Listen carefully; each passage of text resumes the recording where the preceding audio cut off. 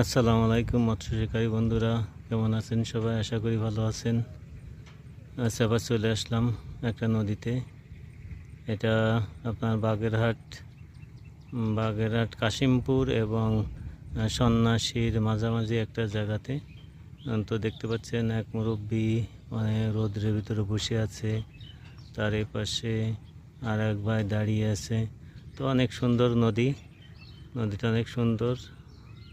তো পেয়েছে সবাই, একটা দুটো, কেউ পায় নাই।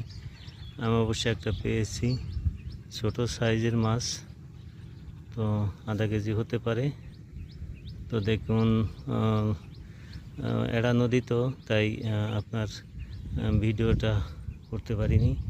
এই যে বসে আছে আমার পার্টনার বিএমডব্লিউ ছাতি মাথায় দিয়ে বসে আছে। তার বারবার তার টুল ভেঙে যাচ্ছে, সে বসা নিয়ে খুব অস্বস্তিতে আছে। তো সে অবশ্য মাছ দুটো পেয়েছে, আর সেই আশায় বসে আছে। এখন তার বিরক্ত লাগতেছে, তার টুলটা ভেঙে পড়ছে। তো যাই হোক, তার জন্য দোয়া করবেন। আর এখন তো দুপুর, তো মাছ হওয়ার সম্ভাবনা আছে। আপনারা ভালো থাকেন, সুস্থ থাকেন, দেখতে থাকেন।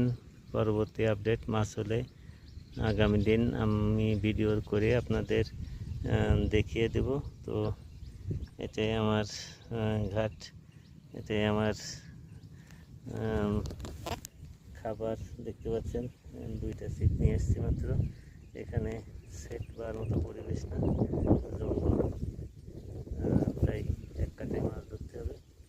এই জন্যই মাত্র দুইটা ছিপ নিয়ে এসেছি, রড নিয়ে এসেছি আর কি, রড যেটাকে আপনারা রড বলেন অনেকেই। তো